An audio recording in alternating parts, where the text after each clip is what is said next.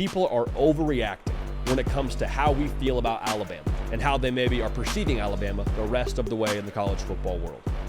I think it's off the rails. I think it's crazy talk. And I think, honestly, we need to just have an honest discussion about what's really going on at Alabama. So make sure you're subscribed. If you're watching live, appreciate you, man. You're a real one for watching live. Making time, whether you're at work, whether you're studying for school, whatever you're doing. We appreciate you being dialed in. Make sure you are subscribed.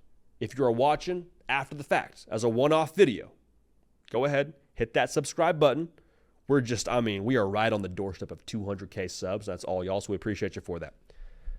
So as I said, the overreaction around Alabama losing to Vandy is off the rails. And on the surface, I get it. Because you see the Vanderbilt logo, you see the Alabama logo, you're like, those two, the logo in gold should never beat that script A. On paper, you would be right. We did a whole other segment on where college football is right now, and I just said I think Vanderbilt, with the transfers they got Diego Pavia, they got 21 other transfers. That made a massive difference, okay? So we'll leave that there. But again, Vandy should never beat Alabama. So people are saying Bama's fraudulent. People are saying, they are no longer the Bama that they were under Nick Saban. And to some respect, you would say, yeah, it's a different Alabama than it was under Saban with DeBoer, and it should be. That's why you hired Kayden DeBoer, to be Kayden DeBoer's version of Alabama, not to do his best Nick Saban impersonation. But what's true here? Maybe we start with what's true by addressing what the problems are. In the game against Vanderbilt, everything was the problem. Okay, everything was the problem. My belief here, and I can't prove this is how I feel, this is what I am taking 1 + 1 and saying equals 2.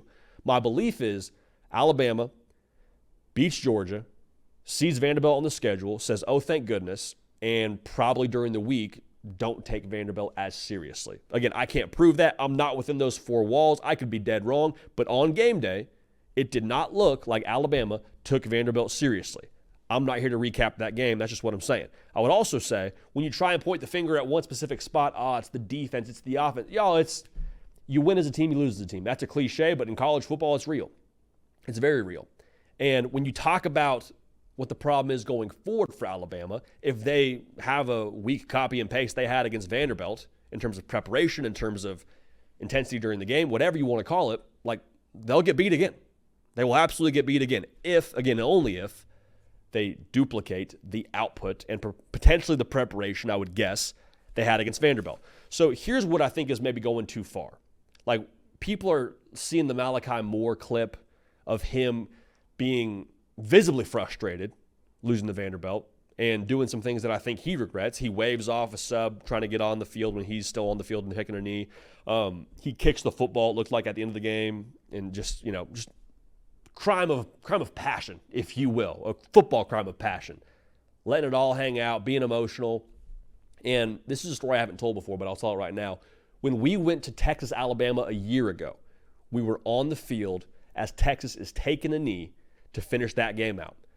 Right behind us is the Texas fan base. They're going crazy. They're fired up. They just beat Alabama in Tuscaloosa. They're fired up. It's all setting in. Malachi Moore is pacing back and forth. You can probably go watch the podcast copy. Malachi Moore is like the most visibly frustrated human being on that playing surface, sideline or otherwise. He is livid. Now, he didn't kick the football. He didn't wave off a substitute, none of that. But he was very visibly frustrated, the way that he was frustrated like he was against Vanderbilt. And so the tricky part about unpacking this is you don't want to excuse that kind of behavior, right? Like Malachi Moore released an apology. He knows he was wrong. He knows that's not something that he wants to identify with in himself and be the kind of player he is or the person he kind of is in that situation. He gets all that. I would say this. I would much rather have to dial it back if I'm Malachi Moore or if I'm Kayden DeBoer, have to dial back that passion and that frustration with losing, that just allergic nature to mediocrity, than I would to try and have to fire my guys up if they're losing to Vanderbilt. Okay, so I'm not excusing it, but I will say, one, I think Malachi Moore just runs hot when it comes to his emotional tenor, when it comes to playing college football. It clearly matters to him. He loves this. He's a leader for that football team.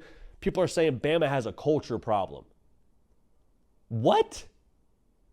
What are you talking? A culture problem? You think because Malachi Moore doesn't like losing and visibly expresses that, there's a culture problem at Bama? I don't think those were good things. But to say there's a culture problem Absolutely ridiculous. You say, oh, that never happened under Saban. Maybe not.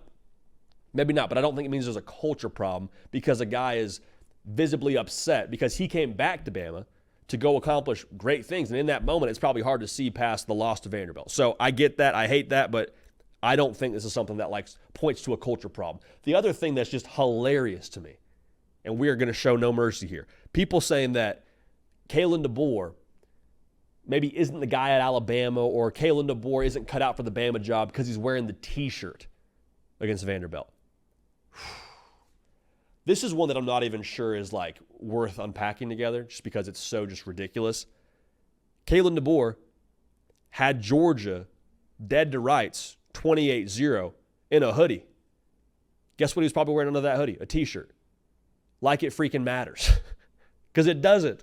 It doesn't. And again, you didn't hire Kayden DeBoer to be a Nick Saban impersonator. You brought him in to be Kayden DeBoer. Whether he's wearing a T-shirt, whether he's wearing a button-up, he could be in a full-blown crimson tuxedo. It does not matter. His team was not ready to play. They got outcoached. They got outplayed. It had zero to do with his T-shirt. Bill Belichick's out here looking like a bum every single Saturday, winning Super Bowls. Does not matter. Does not matter, all right? Let's just make sure that's clear. So again, he's not Saban. Didn't hire him to be Saban. It is what it is. So all those things addressed, saying Kayden DeBoer is this and that, it's like, okay, well, he is also 108-13, is he not? That's pretty good, right? Okay, cool. So he knows how to coach football. Got that. Good. Bama still has national championship chops. JD, lost to Vanderbilt. Yeah, I know. They also beat Georgia. Could have beat Georgia by more. Georgia adjusted. Georgia's really freaking good, and they made it close at the end and made it very interesting at the end. Could have lost that football game as well, but guess what? They didn't. Bama has national title chops. Bama also has real problems on defense. Real problems on defense. And Brooks Austin is a friend of the program. He does great work. He has a film breakdown on Alabama's defense against Vanderbilt. Go check that out. The synopsis, my big takeaway from it, Bama, schematically, did not, in my opinion, have the best play or the best scheme, the best approach to win that football game. All right? Again, felt like to me, I don't know this. I don't want to speak authoritatively. The last thing I want to do is assume, but it looked like to me, Alabama felt as though they did not need to be complex to beat Vanderbilt. And historically, they would have been right.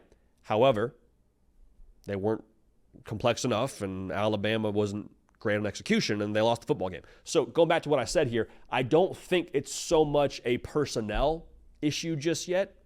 If it is, we'll know here pretty soon. I think that front seven is really good. I think that secondary is really young. Make no mistake, though, this is also the same defense that had Georgia confused for the first half. It had Carson Beck, Mr. Consistent, who had never thrown for less than 65% completion percentage or 60% completion percentage in his career, had him turning the football over, giving it away like Halloween candy. All right, so let's just make sure we take in all the data points and not just the most glaring and disgusting one against Vanderbilt. It's got to be a thing now, if you're Bama, where you bring the juice every single time. And that's funny to say, and it sounds cliche and simplistic, but that truly will be the difference for Alabama. I think they got to load the clip every single time from a gameplay perspective, got to load the clip every single time from an offense perspective. It's going to be about Bama playing at their peak every single week. It's what it's about for everyone, every single week, always in college football. Honestly, it's what it's about in life, bringing your best to the table, being consistently the same team. If Alabama's the Alabama team that played against Georgia, against Vanderbilt, we're probably not even talking about Bama at all right now. But again, there was the letdown. It's a new team. I think Vandy's a lot better than Vandy used to be. It's not old Vandy. So just some food for thought there. The hard count brought to you by our friends over at Huel. And here's the deal, man. I've been doing my very best to wake up early, get in here for the show, get all prepped up, and get ready to roll. So what I got to do here is get out of bed early, right? That's part of the deal. How do you get out of bed early? With caffeine.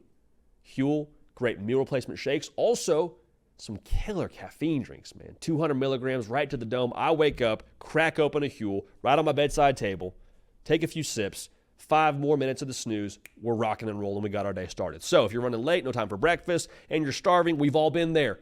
Racing the meetings, practice, school, pickups, whatever it is. But what if there was a delicious, dare I say nutritious meal that could be ready in seconds? The hard count brought to you by Huel, the world's #1 complete nutrition brand with over 400 million meals sold worldwide. Huel, trusted by millions of people to fuel their days with convenient, complete nutrition and caffeine. Try it for yourself with my exclusive offer for you today, 15% off with code HARDCOUNT at Huel.com. So again, 15% HARDCOUNT, Huel.com. Unlock a healthier, easier way to eat and get caffeinated with Huel. Nutritionally complete meals in minutes so you can focus on what really matters.